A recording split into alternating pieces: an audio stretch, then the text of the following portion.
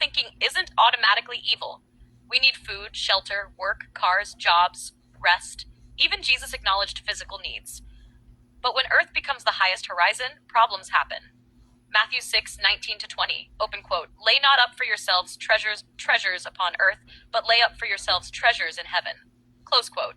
Because earthly things, rust, break, age, get stolen, fade, end at death. A person living entirely for earth may eventually hit, "I got what I wanted, now what?" 2. Eternal thinking asks, what lasts forever? Eternal thinking changes the timeline.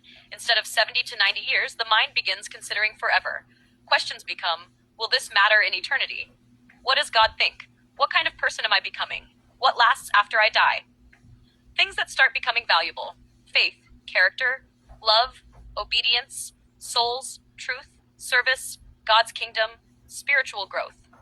2 Corinthians 4:18, KJV, open quote, "While we look not at the things which are seen, but at the things which are not seen." Close quote. Because, open quote, "the things which are seen are temporal, but the things which are not seen are eternal." Close quote. 3. These people often respond differently to suffering. Physical thinker, why is this happening to me? Life should be easier.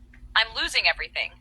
Loss may feel like total destruction because identity is tied to possessions or circumstances. Eternal thinker, what is God teaching? How can this shape me? What survives this trial? Pain still hurts. Scripture never denies that, but suffering can become refining instead of only destruction. God may not always be destroying, sometimes he is polishing. For their definition of success become different. Physical success, money, cars, recognition, power, comfort, winning. Eternal success, faithfulness, integrity, obedience, love, serving others, finishing well. Jesus surprised people because many expected earthly greatness. Instead, he washed feet, he served, he sacrificed. The kingdom turned worldly values upside down.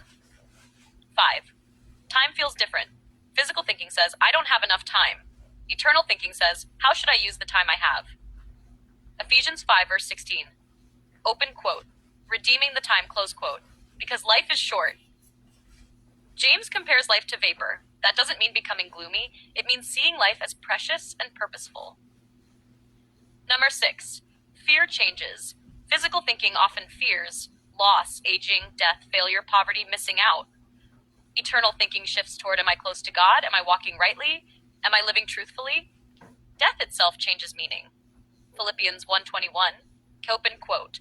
For to me to live is Christ, and to die is gain. Close quote. That statement only makes sense from an eternal viewpoint. Number 7. Relationships change too. Physical thinking sometimes asks, what can people do for me? Eternal thinking asks, how can I love them?